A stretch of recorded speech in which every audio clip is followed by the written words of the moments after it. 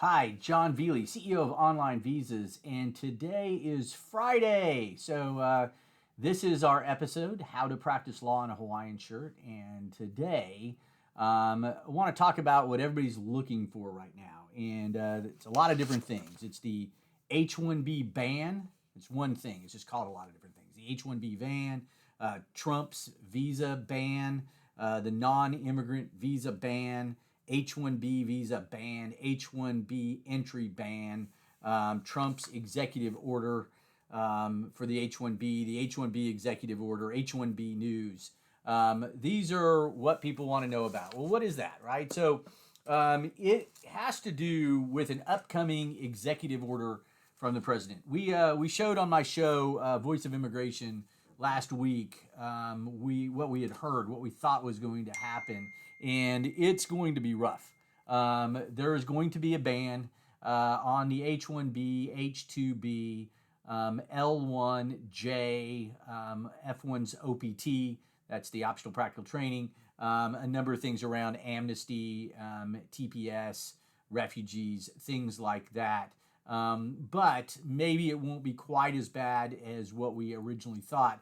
Not unlikely for this White House to put something out there and then have people come back and negotiate on that. So where is it, and what do we see happening today? Look, what we're talking about is a ban of H-1Bs coming into the country and how long that ban would be. Let's talk about that.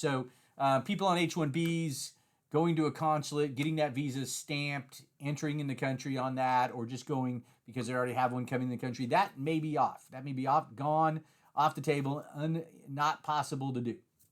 Well, does that mean that visas that are processed in the United States will also have a problem? Well, we don't know that right now. It seems to be that that's less likely to happen. But it might mean that if somebody's in the United States and they leave the United States, that they can't get back in, even if they have a visa in their office, or even if they have a visa stamped in their passport. But if they have to consular process, maybe they can't do that. Maybe even if they do have the visa consular process, that they can't enter. All those are things. So how long do we think it'll be? Well, there's been, speculation of 90 to 180 days, sweet spot around 120, with October 1 being an important date. So I'm going to connect the dots a little bit. I don't think we'll see the ban go through October for two reasons. Number one, and most importantly, this political football would allow the president getting near the election to, strengthen up what he's already done, right? Or two, if this gets a real backlash and it's hurting him, he doesn't have to stop it. He can just let it sunset out. He can tell his colleagues, hey, don't worry about it. It's not going to impact you when these H's are ready to go, those sorts of things. So we may see that. We think the J1's still going to be tough, but the government might exclude the J1 for governmental purposes, things like that. They do that. They carve out things, like they could say there's no J1s except J1s affiliated with governmental operations or something like that. We might see that the L1's not going to get picked on as much as previously thought. So in both the H-1B and the L1, there was discussions of new regulations that would deal with some definitions of those visas, what the definition of an employer is, what the definition of the managerial position for the L and the specialty occupation position for an H-1B, those sorts of things. Could be, some of those regulations could be coming out. Now, we think that this administration has always wanted to do this, and that because of COVID-19 and because of the economy, hurting and the unemployment rate going up, that it's a reason, it's an excuse to be able to do these things, or be able to get away with doing these things. And we'll see how they come down. Now, we also think that we see two different groups within the White House that don't see eye to eye on this. On one camp is Ken Cuccinelli and Stephen Miller.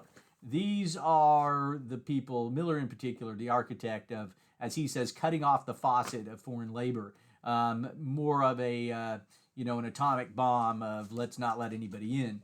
On the other side, Jared Kushner and the Secretary Wolf, with labor. And those guys, they're much more reasonable. They don't want to see all of this. They think that if you hurt the H-1B and the L, that these visas are really, really important to companies that are trying to come out of the of the COVID-19 imposed economic downturn, right? And they need to be strong. And really that's true.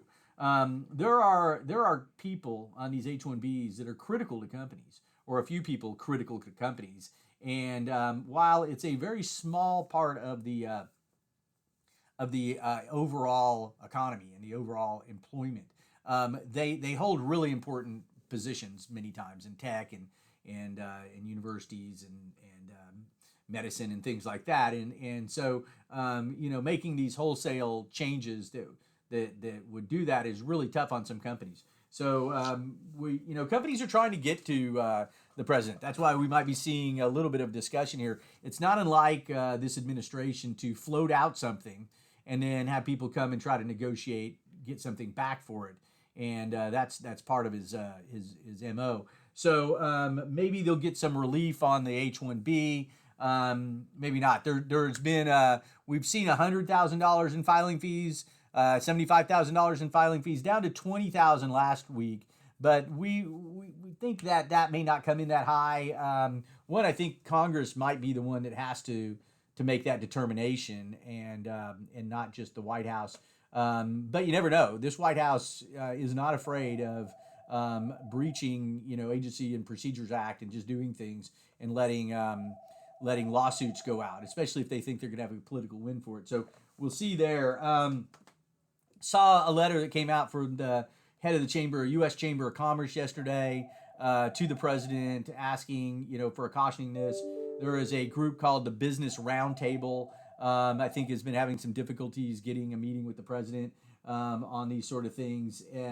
There's been a number of folks, Republican congressmen and senators that have pushed in,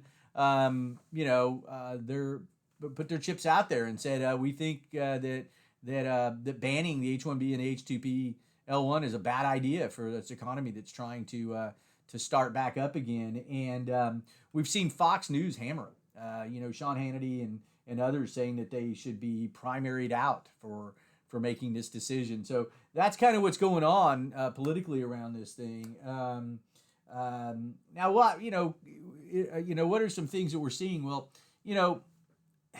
just the mere allegation of these things, the mere discussion of it, it's having a really chilling effect.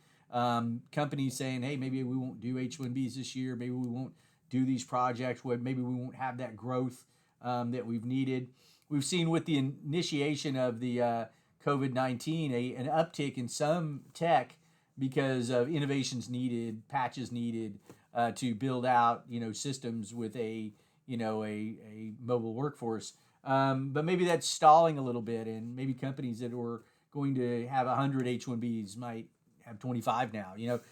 Things like that, and just kind of this administration is sort of done to us is make things harder, and maybe that's sort of a deterrent. We see that with some of our clients and those sort of things. So kind of where we are right now, stay tuned. We heard that it was going to be the 15th that this executive order may drop, but they were supposed to have a meeting late this week, and it looks like it got pushed to next week, and they're still going to do this. Although we've heard they're working on the executive order and these decisions, this memorandum of understanding, is going to go down. It's just what will the details be. So stand by. If you have any more information you'd like from us, go to OnlineVisas.com, ask for a strategy session. You can contact me, Jon Velie, if you like.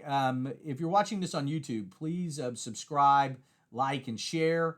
We'd love to have that, a real milestone for us, over 1,000 subscribers, all coming on in the last couple of months. It's a really fantastic growth that we've seen around that. So glad you guys are enjoying this information, or we find this information helpful in any way. But I'm Jon Velie, CEO of OnlineVisas, and we're delivering dreams one visa at a time. Thanks a lot.